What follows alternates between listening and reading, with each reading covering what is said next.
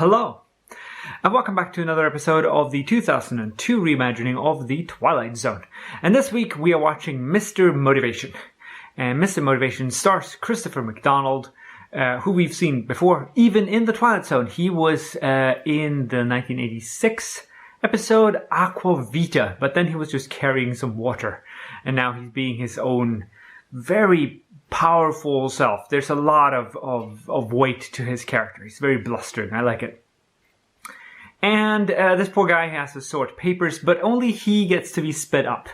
So it's some good masking there when he's sped up and everyone else is just moving at a leisurely pace. Now, that would have been an interesting superpower to have. Of course, you would age very quickly.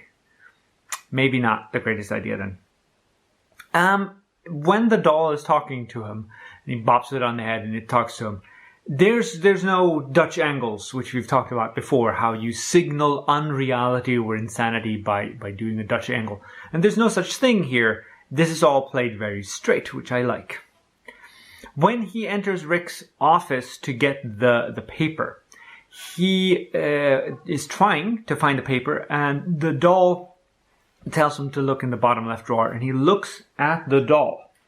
And then he looks down at the drawer, and you can see the doll behind him. So he's looking in the wrong place. I don't think there's supposed to be like a mirror and it just looks that way.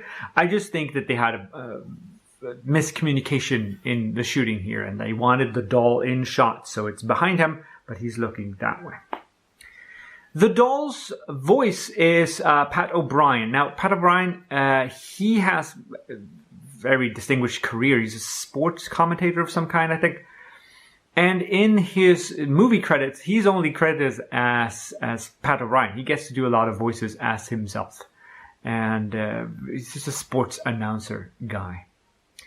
So that's lovely. It's a very neat little episode. It's very sort of self-contained and doesn't leave that many big mysteries to it. And it's not a malicious Mr. Motivation. It actually helps him in the end. So that's nice.